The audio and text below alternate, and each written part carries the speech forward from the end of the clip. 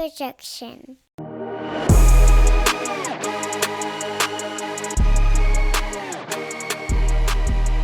Welcome back to Taking on Sports, y'all. I am TD Wood. That is Greg Bosworth. We are here on the Alabama Take Network to give you the world's most premier sports podcast.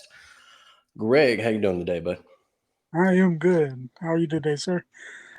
I'm pretty good, battling that COVID fatigue. You know, everyone tells me to last a couple of weeks, so that'll be a fun thing to look forward to. But I'm ready to power through for the people. That's what we do here, Greg. We're for the people. Exactly. All right, man. Let's start. Let's do a quick little look back at yesterday. First real week of college football, man. Let's start with our boys at Bama. Bryce Young looked like a reigning Heisman winner. That ball had some zip on it, man. He was throwing around 5 touchdowns through the air, 1 on the ground, 100 yards rushing. Man, tell me about it, Greg. You know, it's like he was out of recess, just slinging the ball around, having fun. Man. Yeah. It just was, it's like playing a video game. The guys, plethora of wide receivers. Everybody, first game you always wonder, especially with all the new guys, just how they'll connect on the field. And for the most part, everybody seemed to be on the same page. So I really like what I saw yesterday. For sure, yeah. I was really impressed with the new core receivers. Bryce, he had some zip on his ball, like I said. It looked like he's throwing it a little bit harder, and I liked him using his legs a little bit more. On the other side of the ball, that D looked ferocious, man. Just flying to the ball, just not letting Utah State do anything, really. And that's a good team. People shouldn't sleep on them. That was a conference champion last year, 11-win team. And they'll probably be good again this year. But that's a great first week for Bama. Oh, definitely. The defense looked hungry out there, and got after it as expected. And most importantly, held on to get the shutout. That's a big thing for the guys. The further you get along in that third and fourth quarter, and you want to hold them to that 0, able to do it there. And that's for sure. As much as you can expect from a week 1 there, I'd say. Exactly. Yeah, exactly. A lot to build on, and some stuff to look forward to. I'm sure Coach Saban will definitely find the areas of improvement. He will. Yeah. Let's move on to let's see it. Big games yesterday. The big nightcap was Ohio State and Notre Dame, and Ohio State found their offense a little bit in the second half, but Notre Dame really kept it closer than I think most everybody thought they would. Do we think that means Notre Dame's better than we think they'll be? Maybe Ohio State not as good, or just week 1? Well, I think it's probably somewhere in the middle. I think, a lot of it may have had to do with week 1. I don't think Notre Dame got near as much credit as maybe they should have, especially on the defensive side of the ball. I think that they really, they played well, held Ohio State well under what we thought they might score. And Ohio State, I think that injury to the wide receiver that really set them back a little bit, but they came through when they needed to in the fourth quarter. They seemed to turn on the lights. Said, "Oh, we're supposed to win this game." And kind of put it together. Not as pretty as what everybody wanted, but week 1, I'd say sometimes a win is a win. For sure, yeah. Like you said, yeah, they got out there with the W. Yeah, I don't really have much more to add to that. Like you said, you look for a week 1 win, you improve in week 2, you take what you can. I do think Notre Dame's probably got a good coach on their hands. I think just the way he had them up for that game, the way they fought hard, they didn't stop. Most definitely. See, down in the swamp, we had a big one. Number 7 Utah upset by Florida. Billy Napier's first game. Pretty fantastic finish. Utah, Florida went ahead. Utah drove right back down the field, but threw a pick in the end zone. Everybody on Twitter made the same Cam Falling joke. Well, what do we think we learned about the Gators there? I think Richardson looked good at quarterback. He's athletic. He might make a couple mistakes a game, but yeah, for sure. I think we saw probably who should have been the quarterback last year full time there at Florida. For whatever reason, Dan Mullen loved to go with Emory Jones. I think we saw why he should have went with Anthony Richardson full time last year, and they took advantage of it. He seemed to have worked on his passing in the offseason, improved in that aspect, and was as good as advertised with his running abilities. Yeah, defense definitely got some holes to plug.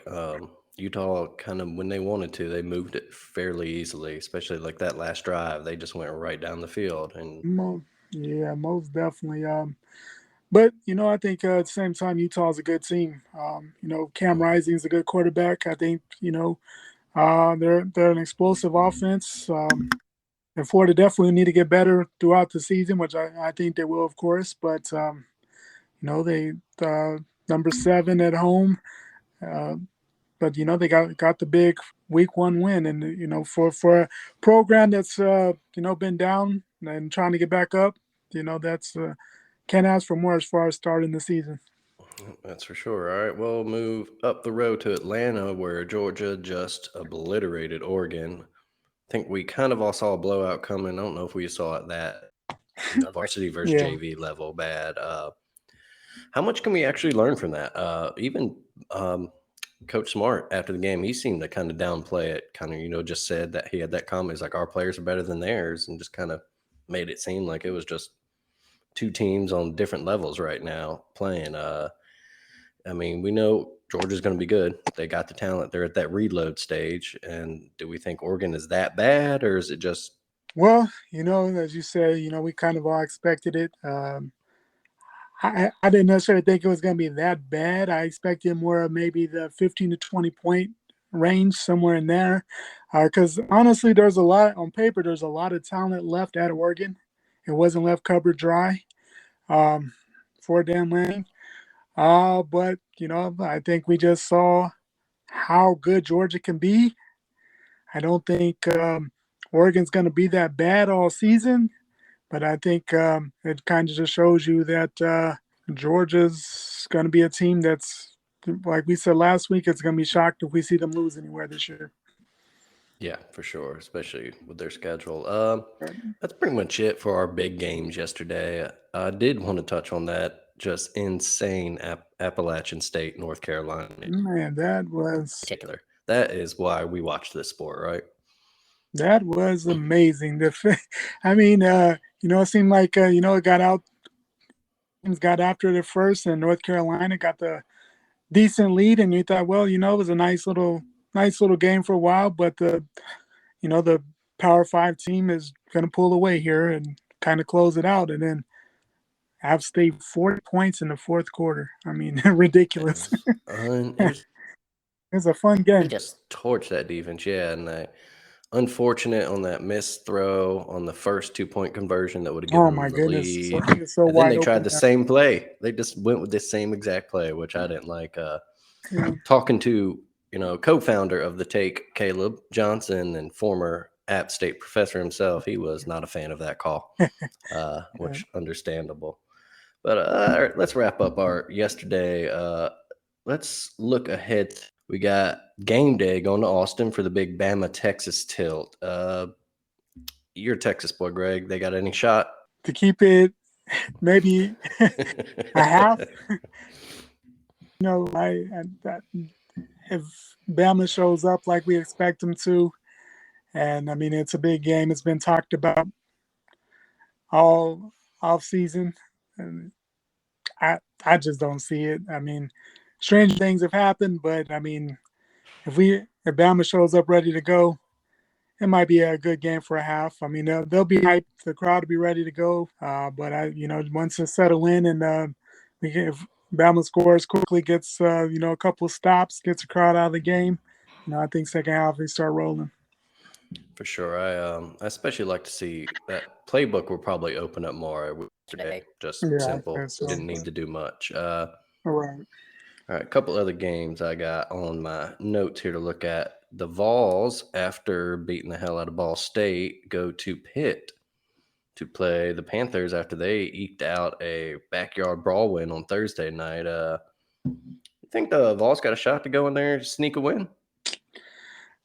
Johnny, what is this? A Johnny Classic?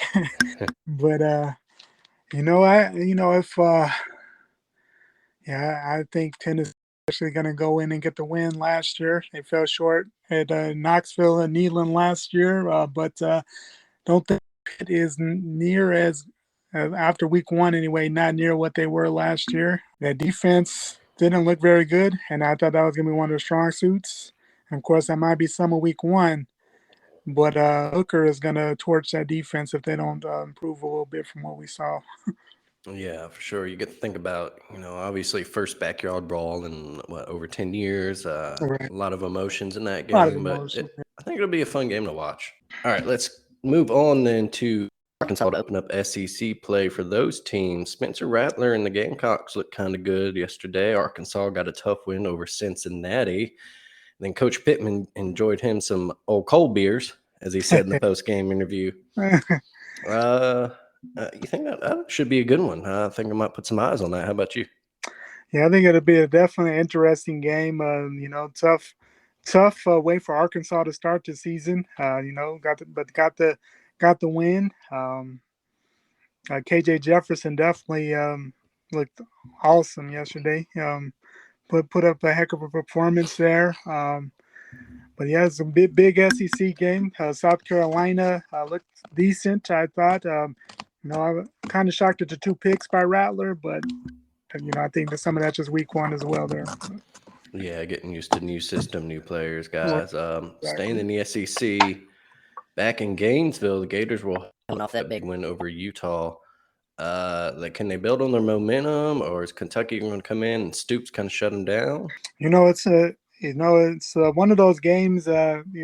Last couple years, it's gotten a much more interesting game. Forever, Florida just ran away with that series, but we've seen Kentucky get a few wins over the last couple of years and make it somewhat more of a watchable game. And I think the main thing with this game is just how does Florida react from getting that big win. The media is going to be they're going to get shown a lot of love this week, and the great how you separate good teams from the okay teams is you get back to work, you don't listen to the media as much as possible, and it's definitely a big SEC East matchup, but they definitely have at home with the momentum. And the other interesting thing is the that quarterback battle. I mean, after Bryce Young and CJ Stroud kind of open as far as who is that third interesting draft selection. And week two, when we see two guys that might be in that mix going head to head. So I think that'd be interesting to see. Yeah, it should be a fun one down in Gainesville. Let's move out west. USC stomped Rice and Lincoln Riley's debut there. And then they go to Stanford. They go up to the farm, a place it's all. Stanford got a win yesterday over someone I'm blanking on right now. Uh, but yeah, they always give USC fits, as I said. So I think that's just one. I just kind of wanted to mention that as something that people can pay attention to. Lincoln Right, Riley's first Pac-12 game. right. First Pac-12 game. Stanford slaughtered them in LA last year. That was the last game for the coach at USC. I mean, if yeah, it's definitely been a tougher game, but I don't know if USC will really be tested much this week. I think that they roll pretty easily there, Yeah, it personally. was But Colgate who Stanford beat. Colgate. Colgate That's what I was trying to think toothpaste. of. Yeah, yeah, the fighting toothpaste. Exactly. And then last one I'm going to touch on. That Baylor goes to BYU, future Big 12 matchup. That one might be a little interesting, kind of clash of styles there. Yeah, for sure. It's always a tough place to go into. We've seen a lot of teams going to Provo and take our L. BYU, a very physical team, and they really take out after their coach there. And yeah, I think it's a very interesting game. Baylor rolled yesterday, but tough way to really start your season. Find out how you are week 2 in Provo. Some of that altitude may be an issue for Baylor. We'll see how that plays into it. The crowd will be ready to go. I could possibly see an upset alert here. Oh, interesting. There you go. You heard it. All right, let's move on from that. Staying in college football real quick, we're going to talk about obviously the big news this week before the games kicked off. The college football play approved their expansion to 12 teams. They voted it will start in 26. They are pushing to start by 24. SEC Commissioner Greg Stanky said he doesn't think so. That'll happen, but we'll see. It is the same proposals we got last year. The 6th highest ranked conference champions get in, followed by 6 at-larges. The four high strength of those conference champs get buys. The first round games will be played on campus. Title game will stay in a neutral site. Um, I think it's a good decision. I've been, four is just kind of, it depends, unless we're going to trim down to like a Premier League of sorts, then Mhm. four was probably too small and unfair. This absolutely accomplishes its goal of giving everyone an open shot. My favorite big boys, SEC, Big Ten, they're still going to get multiple Right. bids. Right. But that's at least one of the group of five conference champs is now going to get in. So we're going to see Exactly. those Coastal Carolinas, those Right. Cincinnati's, even though they're moving to the Big 12, obviously. So I like it. I love the first round being played on campus. That's always something that we should have done long ago. Playoff football in a place like Tuscaloosa, Ann Arbor, stuff like that. It's going to be amazing. Sure. One question I wanted to ask you about it. Do you think that the Pac-12 hurt themselves by originally voting against it last year? The ACC and Big Ten were the other two to vote against it. And they seem to be fine with it, obviously. But the Pac-12 voted against it and then lost USC and UCLA. So, yeah, you got an answer to that, or? Well, I think the Pac-12 was already hurt prior prior to them saying no last year. But I think the Pac-12 in a way kind of got screwed by the Big Ten because the Big Ten one that kind of conglomerate with the ACC and the Pac-12 kind of join up against the SEC more or less, and I think the Pac-12 took that to heart as, oh, we're going to be a little crew, and the Big Ten was like, oh man, in the meanwhile we're going to take all your best talent, and I just don't think. And the pack, the Big Ten, they said no last year, and I think that was just more or less because they're trying to figure out what their move was with after OU and Texas coming to the SEC and kind of gaining that power. And of course, we know the Big Ten sit back since, so it makes it easier for them to say yes now to an expansion. But I think the Pac-12 was kind of more or less on the page of, oh, let's all team up and let's all say no together, and kind of got left out in the cold more or less. Yeah, that's about all we got to say on that. It's of course, what really could hurt the Pac-12 losing their two big LA schools. Although, if you saw the attendance at Oh the my goodness. UCLA game yesterday, I Like don't 10 know about people. what big. Yeah, exactly. I've seen more at Tuscaloosa County High School game, man. Yeah, I've seen more at Pee Wee game.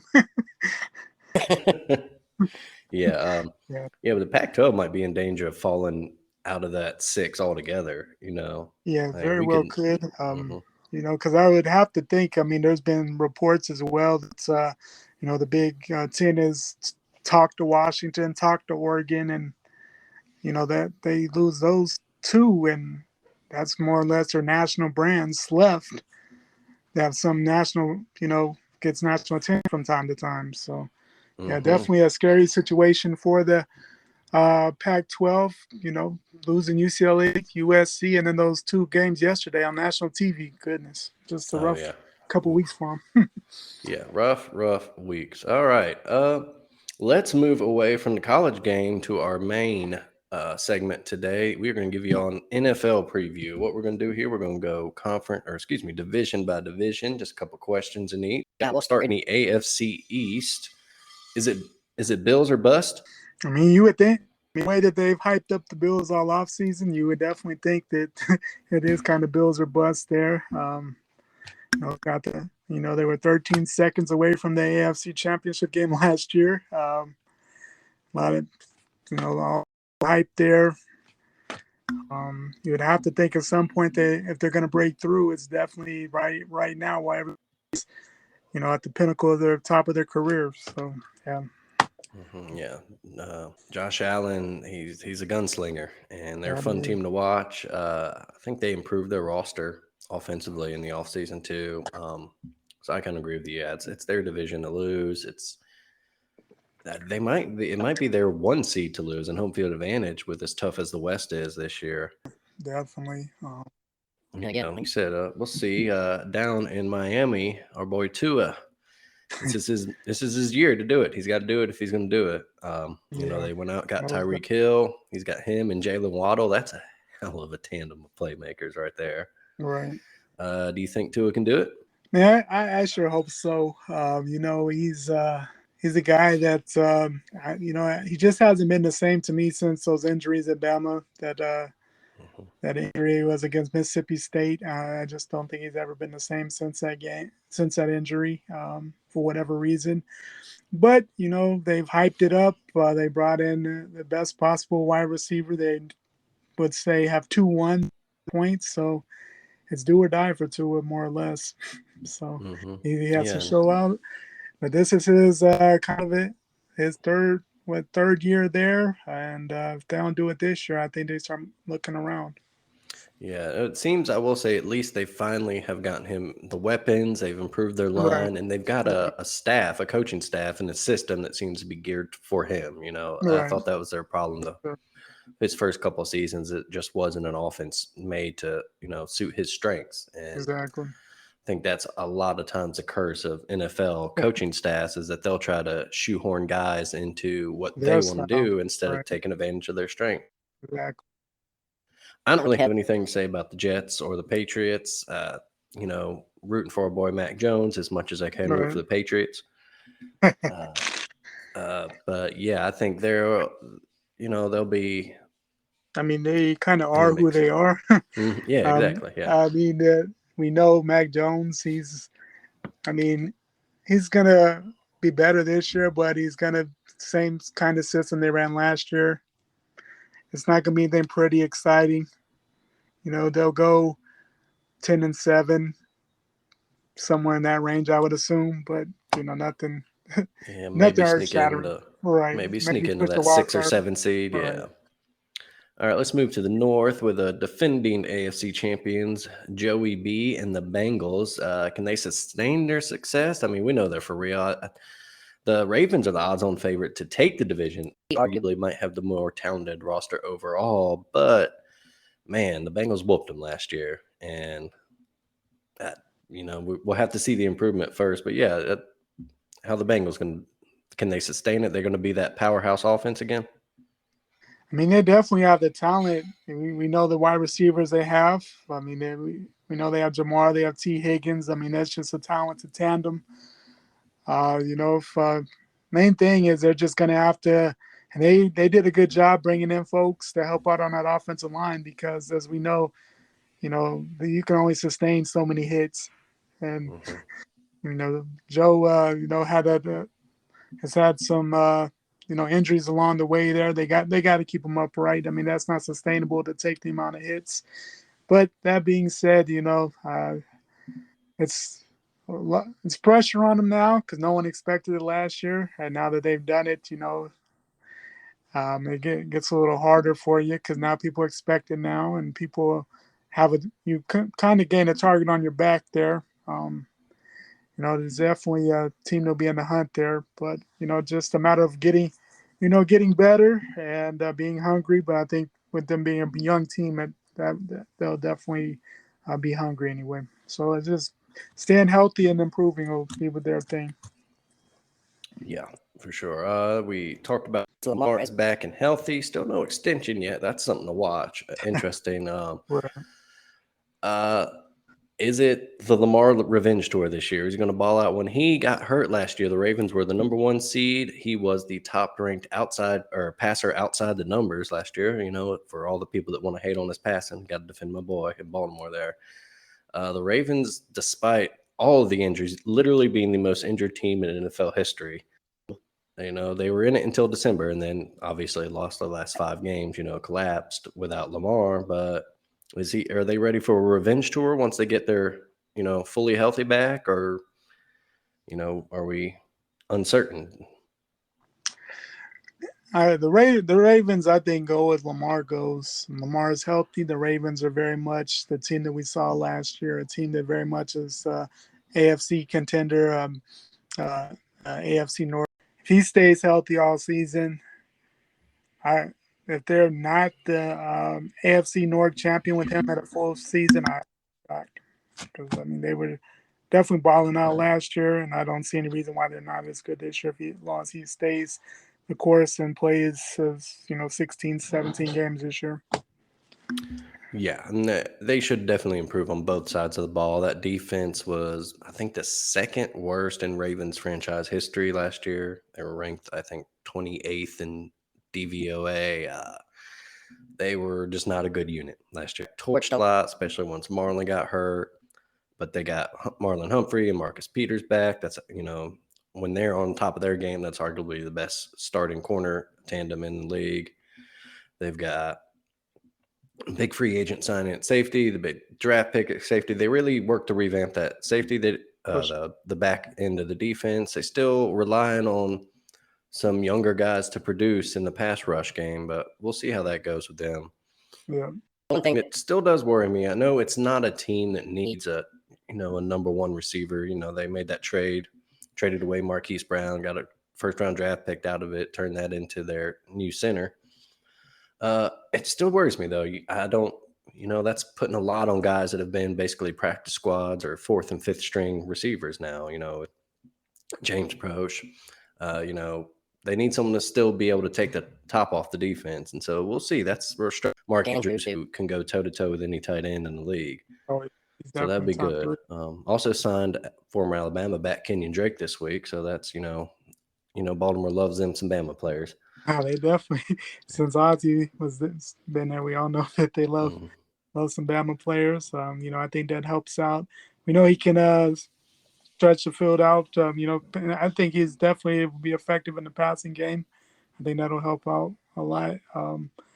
And I think the main thing is just finding out. They drafted Rashad Bateman last year, and we want to see him come into his own there. Yeah, I he's the think number he one has. guy now, so we'll I think he see. does have the potential, but you want to see Lamar at the top of his career have a number one that you can trust week in and week out. hmm We'll say Bateman does have that kind of Anquan Bolden potential where he can just be that big guy that can go up and get things, and Lamar can just put it. And that's huge for a guy like Lamar and huge in that offense. For sure. We'll move to Pittsburgh just real quick. Are they going really? They're really going to go with Mitch Trubisky, quarterback? Yeah. It's him or Kenny Pickett, and it seems to be leaning Trubisky. That's interesting. Well, I think that they're going to start out with Trubisky. We'll see how long they stay with Trubisky, because being Pickett, he's a hometown guy. Everybody loves him. As soon as Trubisky has a bad game, the pressure beyond there. Um, but the Steelers are the Steelers. Even in the down years, they still find a way to stay in contention, stay above 500. Made the playoffs last year, even Yeah, though it was Ben ugly. Roethlisberger was a Shell. walking, just a zombie out there. And then you've got the Browns, and they're the Browns, and yeah, let's just move Yeah, on from that franchise. right. Nick Chubb hopefully has a good fantasy season, but Yeah, other than yeah, he will, man. That's arguably the best back in football right there. He's in the discussion at the very least. Let's move to the South real quick. Looks like it'll be the Colts and Titans again. Matt Ryan up there in Indy now. Obviously, they got all world back. Titans got our boy Derrick Henry. We kind of know what both these teams are, even with the Colts' new quarterback. right, Uh, the Texans probably be the worst team in the league, if not, one or two worst. And then the Jags, I think we're just kind of looking to see what post Urban Meyer right. Jacksonville looks like, and actually let Trevor Lawrence. This almost like a mulligan on his rookie Exactly. season. Yeah. Yeah, I mean the South is, as everybody thinks, a two-man race there. I think the Colts definitely did a great job of bringing in Matt Ryan. I don't. If you're like feel like you're a piece or two away from a championship, he's the guy to bring in there, and I think is the best option for them at this point because they're a good team. They're a talented team. No reason they shouldn't have made the playoffs last year, but it'd be interesting to see if they're able to take back the South there. And of course, the Titans. The you can't necessarily say choked away because the Bengals went on to the Super Bowl, but hmm you're the number one seed. You got the bye and lost your first game. Not what you want to see. see from that team there. But Derrick Henry hopefully will be healthy this year full time, so that that'll be helpful. And I think the interesting thing in Tennessee is just a matter of what they do with the quarterback situation.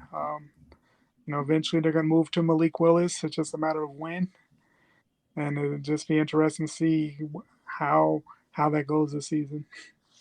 And, of course, they got rid of AJ Brown there in Tennessee too. That's interesting. So we'll I see. Yeah, one more. Sorry, I do like Traylon Burks. If there's a guy that may end up replacing him, I mean they definitely made a good selection there. But uh, definitely a tough loss. To lose your number one like that, yeah, that's kind of tough. But All right, let's move out west. That's kind of the main event. Everybody's hyping up that division this year as the best in football. They're saying that it's possible all four teams could make the playoffs. We got Russell Wilson in Denver now. We got Devontae Adams in Las Vegas. We got the Chiefs, trading away Hill and kind of putting that into their offensive line, which that's kind of sneaky. Everyone talks about, oh, what are they going to do losing that weapon in Tyreek Hill? But if Pat Mahomes has got time, whew, that's right, scary. And then, of course,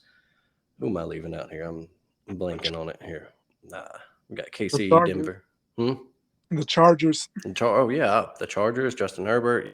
Team, they're exciting to watch an offense, too. So can all four teams make the playoffs, or is there going to be a clunker in there somewhere? Well, I mean, on paper, you would think that they definitely all four have the opportunity. I mean, the Chiefs, of course, they lost their number one there, but I mean, there's arguably the best quarterback in the NFL.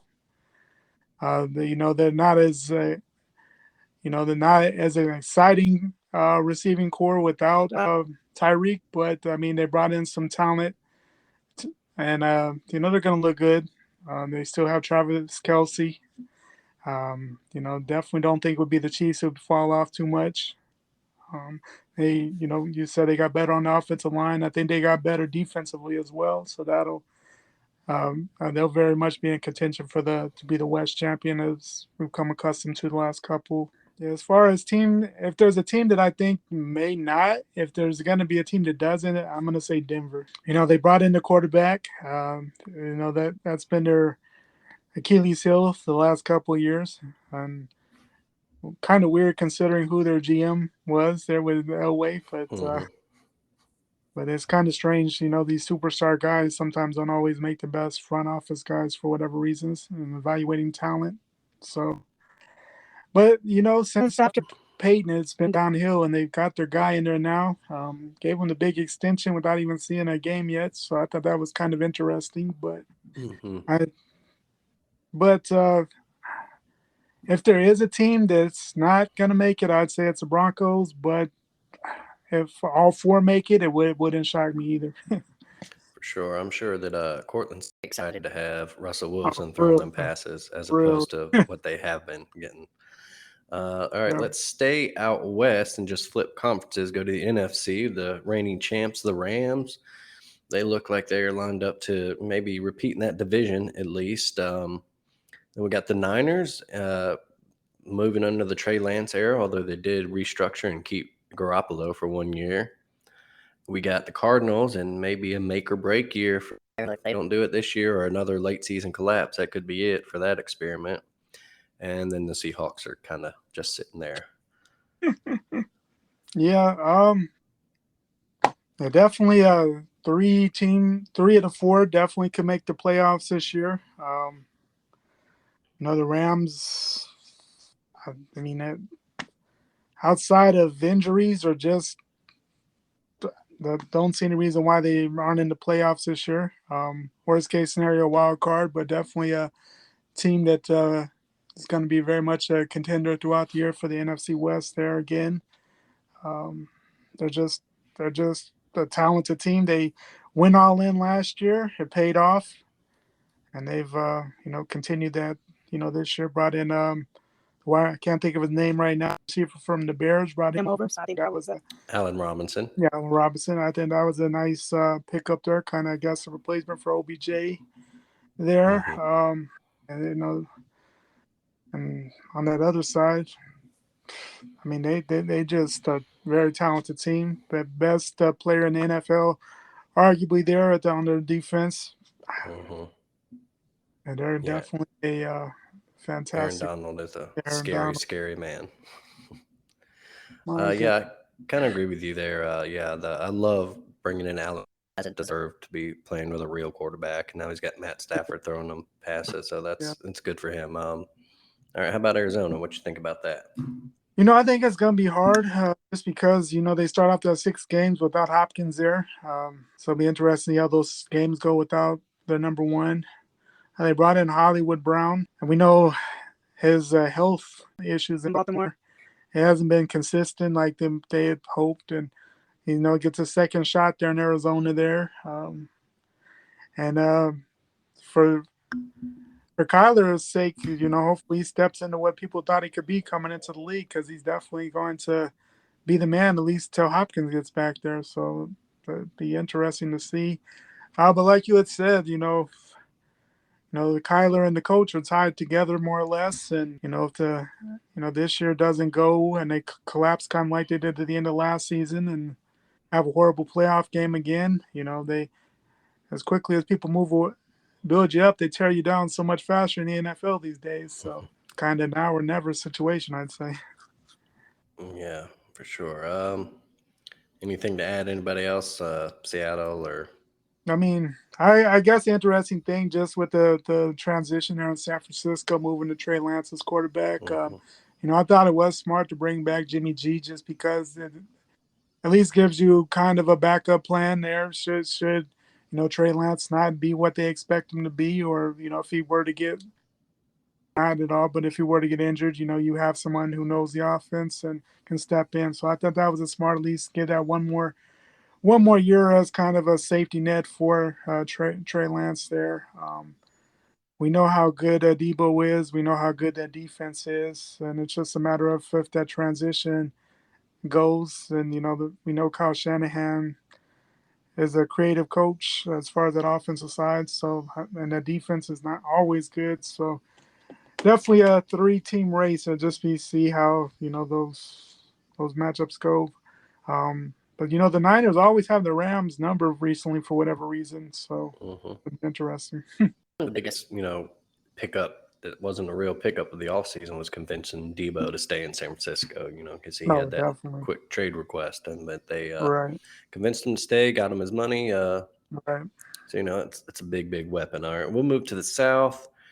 We got the Bucks. Tom Brady retired, came back. Gronk is still retired as of now. We'll see about that. They went right, out and got Julio Jones in the twilight of his career to add to that receiving core.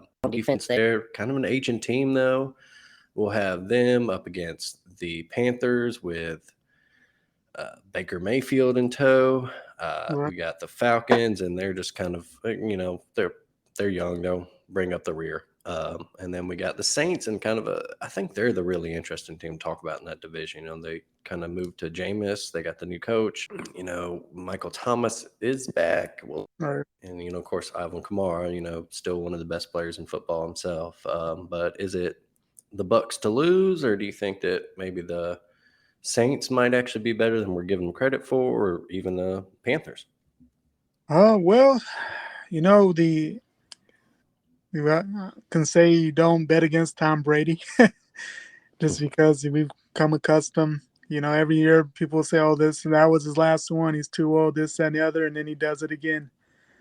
This year is a little different because it's his first time where he actually retired. And, I've heard pro athletes say throughout, once you start retirement and you actually put that in your mind, it changes your outlook a little bit. He's had kind of a strange off season there. There's a lot of rumors as to what's going on in his personal life, some issues maybe with his wife.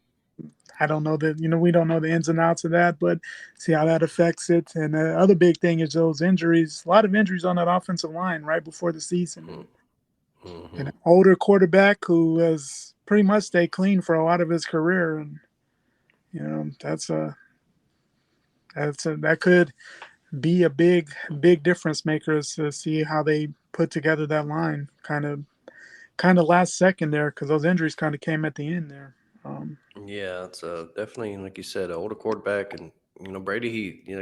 Like you said, he stayed clean most of his career, but you hear a lot of guys talk when you get to that stage in your career. All it takes is that one big hit for you to be like, all right, you know what? I think I'm good, or yeah, maybe just changes your style of play. right. It'll So be that interesting to see if what kind of Julio we get there. I think I don't know how much he's got left in his tank either. that I don't know, but if they use him in the red zone, I mean that could be epic.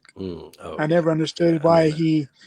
I never understood why he had such issues scoring touchdowns in Atlanta. I mean, he'd be the man up the field, and I don't know what happened there. But I mean, if he has a competent OC there, and definitely put him if he does nothing else, put him in that red zone package.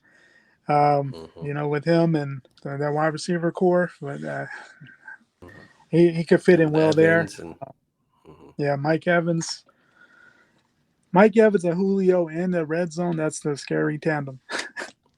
Even and at then the once end of Godwin the gets healthy, if he gets healthy right, this year, yeah, exactly. that's pretty good. Pretty good team right there. All right, let's move to the NFC North. Looks kind of like the Packers and everybody else. Although Rodgers is trying to kind of Brady with his receiving corps there. A bunch of kind of, I mean, he's got a couple guys on that squad, Real Lazard, and, you know, uh, but it's just like he doesn't have that star. He doesn't have Right, Devontae Adams anymore, and that's huge. That's big. We got the Lions who played hard last year. They're an improving team. right, And we got Kirk Cousin and the Vikings, with Justin Jefferson, one of the better young receivers in football. Dalvin Cook, one of the better weapons out of the back. And then you got right. poor Justin Fields in Chicago. So is it the Packers to lose? Do we think the Vikings maybe pose a bigger challenge than we're giving credit for? Well, coming in, looking at it, I mean, it's been so Packers every year. You kind of expect it, but I think it's gonna be a. We know how good Aaron Rodgers is. I think it definitely be a little different without a true number one there. Um, if there's a time for the Vikings to do it, and I think they might actually win the division this year, even with despite Kirk Cousins. Um, there's just a lot of there's a lot of talent there, a lot of talent. I mean, you got to look at Justin Jefferson, one of the better wide receivers in the league. You still have Adam Thielen. He's at the end of his career, but he's still a weapon. I mean, Dalvin Cook stays healthy.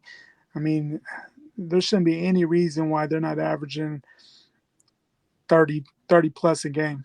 I mean, they're just on paper, a very talented offense. Like, Yeah, super. Yeah, that's a big fantasy offense.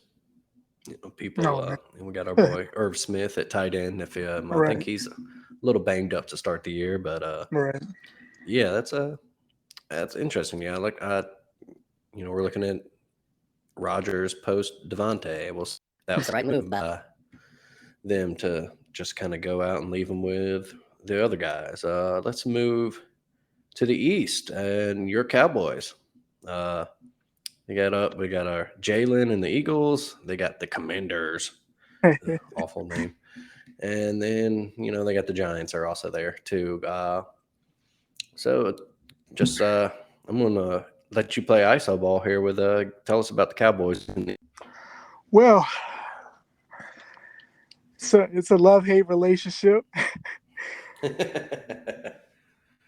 I mean, I've been a Cowboy fan since 88, 89. I was 4 or 5 living in Dallas. So, I mean, what else could you be but a Cowboys fan growing up? I And, just want to hold up. Describe the scene for the viewers here. I can see Greg on the camera here after he said, the love hate relationship. There's a long kind of face yeah, kind of, palm. kind of grabbing my That's face just where the there Cowboys because, fans are at these days. yeah, because, we all know the jokes. We haven't been to the Super Bowl since 96 and that ladder, we can't win anything. And ever since, well, Jimmy, it's kind of been very hit or miss. And last year went 12-5, won the division. It was a terrible division for the most part, but we did what we needed to do in the regular season, and then we folded in the playoffs and on as normal. The thing that I don't like about this year is we've gotten worse offensively.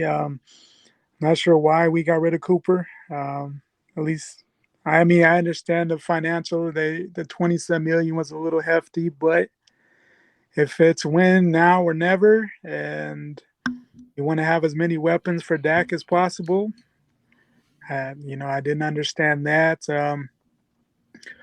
Tyron Smith going down in the preseason practice here, that's a definite setback. More so, I mean, Tyron hadn't played, I don't think, a full season since like 2015. So, I mean, you expect he's going to miss games here and there, but to start off the season with a rookie at the left tackle spot, more than likely we're looking at, that's a tough situation to come into, especially considering and give it. You can only take Jerry so seriously, but he's been plugging. Oh, we're going to run the ball with Zeke so much this year. Oh, Zeke is going to be the the person we're gonna focus on running the ball. It's like, man, it's not 94. Emmett's not back there. We don't have that line. And Jerry just a bunch of sound bites these days, but it's scary to think, that could be the possibility there. I don't know. That offense, of course, CeeDee Lamb could be great. I mean, he's shown potential. He's had some great games. But now he's kind of on an island by himself as the only number one. A lot of injuries at the wide receiver core. I don't know. Um, if but I really thought we might have a chance to repeat as the NFC East champs. The the Eagles made moves that I wish we did make. They were kind of all in on this team, bringing in wide receiver, bringing the Saints safety. Um, they they definitely have improved, at least on paper, gotten much better. I think we've gotten worse. It'll still be a tight race there, and just because that's how the NFC East kind of is, at least with two of the teams. But unfortunately, right now, I think the Eagles, and that's we get much better quickly, or let people grow up and become better than I expect right now. I think the Eagles do win the division, sadly. But I am excited for Josh Turpin, punt returner for Dallas. It could be a difference maker in the early season with the offensive injuries. So I do like that. I mean, he had some spectacular returns in game two. He had a Mhm. kick, he had a punt return and a kickoff return for a touchdown, and could be a definite weapon for Dak to find in the short passing game. Because I think Dak's gonna be running for his life a lot, unfortunately, to start the season. He rolls out him with a short little pass that could definitely open things up if he's used right. Um, but it's gonna be a tough, I don't know, tough start to the season for Dallas, especially starting at game one, rematch from last year's opening game against Tampa Bay. Yikes. Yeah, like you said, Philly went all in. They got AJ Brown for Jalen back there. They got Gardner Johnson to solidify that defensive backfield. Yeah, it's kind of like two of Jalen's kind of in his like. Let's see if they really got a number one on their hands with Jalen. Exactly. All right, Yeah. let's got a Super Bowl prediction. Super Bowl prediction. Oh man, I'm gonna go. I'd say Rams, just because I mean on paper they're a spectacular team. If they stay healthy, I don't see any reason why they're not back in that hunt. They have all the weapons they need offensively. That defense is still very nice. I'm gonna go out and say Rams, and if Lamar stays healthy, I'm going Ravens. Nope. All right, I'll take that. I think just because the uncertainty, I'm going to stay with you. Definitely Rams and NFC. I'm not really sure if there's a better team than them. Things happen in the playoffs. Obviously, it's NFL, but talent wise and confidence wise, that's the best team in the league.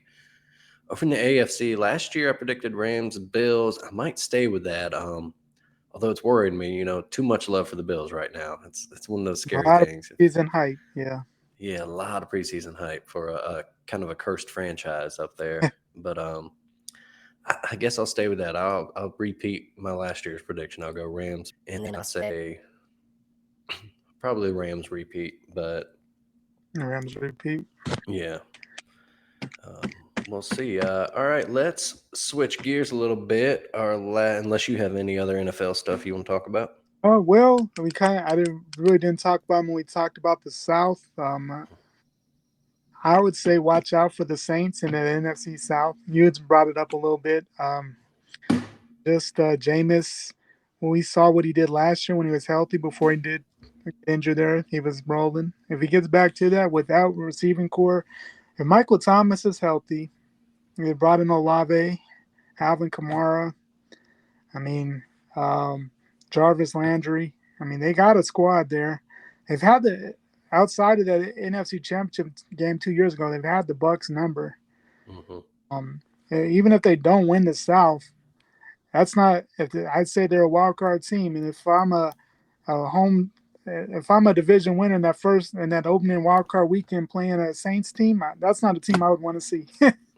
For sure, and you definitely don't want them to, Somehow kind of win the mess division. around and win the division and get a home game in the Oh, dome in the playoffs. they go nuts down there. So. Hmm. Had to bring them up, and also brought back Honey Badger, kind of a Hmm. LSU reunion. Jarvis and Honey Badger back in the states, so that'll be interesting.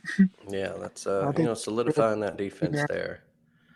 All right, let's like I said, let's switch gears. The other big news last week in the sports world: Donovan Mitchell traded to Cleveland for one hell of a haul. They got Colin going back to Utah, Colin Sexton, Laurie Markkinen, Cleveland's first round pick from this past draft. I'm blanking on his name.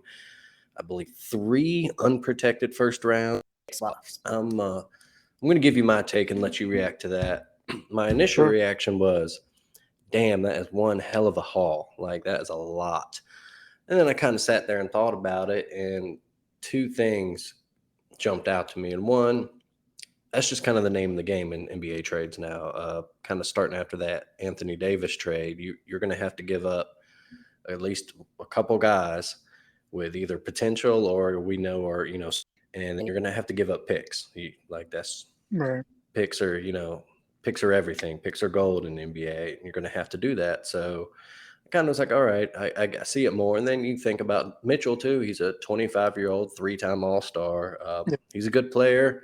Him and Garland in that backcourt, that's pretty good backcourt with Mobley down low. He'll improve, hopefully for them in year two. And I understood it more after that. After looking at those two things, I was like, okay, that's fair. Good trade for them, I think. Couple questions about it though.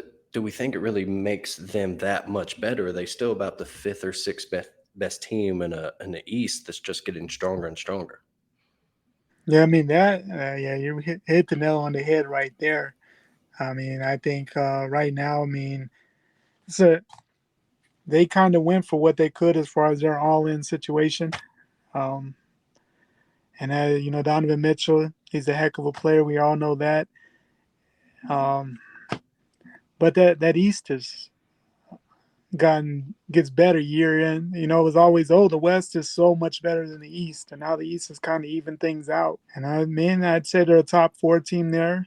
Doesn't mean they win the division. I think it just makes it more interesting. But I'd say definitely at least in that fourth spot in the East as of right now. Hmm. All right, that's good. And then other question regarding it was, did you happen to see the rumored Knicks package that the Knicks threw out at them in July, which was RJ Barrett, Mitchell Robinson, Obi Toppin, and then a bunch of picks? That's down. Which if you were Danny Ainge out there in Utah, which one would you have taken? The Cavs, uh, haul or the Knicks haul? Ooh, yeah, that's a. I mean, both are great hauls. Either way you look at it. I mean, I don't know. What he didn't like about the Knicks trade, other than unless he has some. I know he was in Boston forever. Maybe he has the Knicks Knicks Boston hate at some point. He's experienced that New York Boston thing. But I think I think in long term though, I think that saved the Knicks because what would that have done? Left Donovan Mitchell with nobody. Hmm. Yeah, for sure. Yeah, and I Donovan mean, Mitchell and the they Washington brought in. Generals. I guess it would have been Donovan Mitchell, and they brought in Jalen Brunson for my Mavericks, but they, I just don't see it. Like, would that have really made the Knicks any better? I don't think so. So I think I know the Knicks fan base really wanted Donovan Mitchell, and they really thought that they were about to get him there. The Knicks are kind of turned into a cursed franchise. They haven't been Hmm. able to pull any of the big guys, and we see it again. Another season of not being able to pull a big guy again. There, they were, went try to go all in for KD, and then they were all in for Kyrie, and they've been all in for a lot of times, and nobody wants to go. And there's always, everybody wants to go to LA or New York, and no one wants to go to New York. Yeah, yeah, that's a tough haul to. In my what I go back to it, if that was in fact a haul, we don't know, for sure what their actual, offer Right, was. exactly. The Knicks picks are going to be better than the Cavs picks. You would think so. Um, Yeah. you would think so. That's the one thing I keep. I love Colin Sexton's player. Alabama guy, obviously young bull, and he'll show out in Utah because he's going to be the man on that roster now. Right. And of course, and the other part of that too is Danny Ainge may not be done trading away assets in Utah. Colin Sexton still could get flipped right Yeah. away. That's Who as knows? it looks like Ainge is doing a full rebuild there for the Jazz. But yeah, it was a big trade this week. NBA all season is almost as important as the games themselves these days. Man, it really is. And, it seems like they always find a way, even we all know football is the dominant sports and in America, the definite gets all the attention and hype. The NBA always finds a way to stay at least in the news with a trade or two, as the season gets started. So they definitely do a good job of keeping some interest there, even as we move into fully into football season here. So Yeah, that is for sure. Just one more good thing to look forward to in the NBA season down the for road. All sure. right. That should do it for our sports talk this week. Greg, what is done up real good for you this week? Well, I would say, well, not necessarily myself, but my daughter, I guess, is being inducted into the National Junior Honor Society. So Oh, definitely okay. proud of her there. I Congratulations. guess she gets that from her mom. I But- was about to say, I don't remember us studying that hard back in our UA days. right, but she is definitely the studier at this point. So yeah, her mom must have been that influence for her. Oh, that's good. Congratulations for Yeah, that. thank you. What about you? Let's see, done up real good that I guess that I had my my COVID shots, and so Yeah, this bout wasn't too bad. right. Um, and then I guess I'll just piggyback on last week's response. It's football season. Man, is We're it? back in gear. The weather is finally starting to cool just a little bit here in Alabama. So that's Always a nice. good thing. Yeah, I say as I'm staring out as a little bit of a rainy day here in the yard that I need to get out and cut when I have the energy to. But Yeah, all but right, buddy. Thank you once yeah, again for listening, everybody. Greg, have a good week, sir. We'll see you next week. We'll talk about more college football, I'm sure. We'll talk a little bit of baseball pennant race. I know some interesting things going on out there in New York on both leagues. And so we'll see you, Greg. See you next yeah, week. for sure. Hey, one Later. more thing Uh-oh. tonight. Sorry, one more thing tonight. What's your prediction? LSU, Florida State. What do you Oh, have? all right. Oh, a nightcap. All right. Well, this will actually, you'll be listening to this Monday, folks. But I'm going to give you my prediction right now. I think the Knowles pull the upset. I just don't, I'm not buying Brian Kelly. I can't do it. How about you?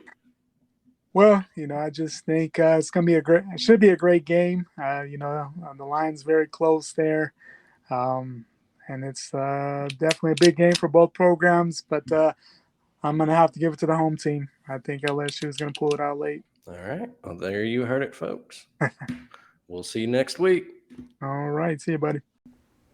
Thank you once again for listening to Taking on Sports. If you like us, please subscribe, rate us on whatever podcast app you find us on, and tell anyone who would be interested to do the same. We also have other great podcasts here on the Alabama Take Network. Taking It Down on Tuesdays, our pop culture, TV, and movies podcast. We have the Alabama Slam pod on Fridays, which should be a big one this week if you watched AEW All Out and the ensuing media scrum that was very controversial. We also have some new stuff coming down the line. Check Yourself, a books podcast is coming soon. A Star Wars themed podcast is coming soon. And of course, there is all the great stuff on the Alabama Take website itself. So once again, like, subscribe, do all that good stuff. Tell your friends, tell your family, tell anyone who you think be interested, and tell anyone rich who you think would be interested of as well. And of course, have yourself a done up real good week, and we'll see you next time.